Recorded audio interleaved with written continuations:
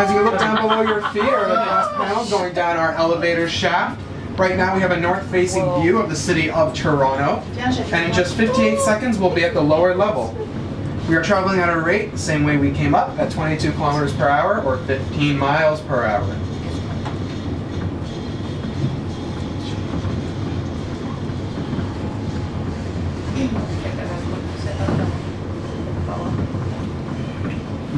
For the lift to this glass thing.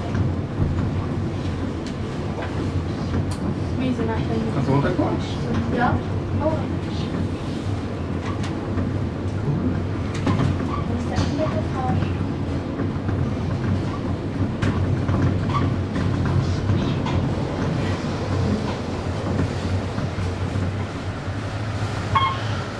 Watch your step when exiting the elevator. The exit of the tower is to your immediate left up the ramp.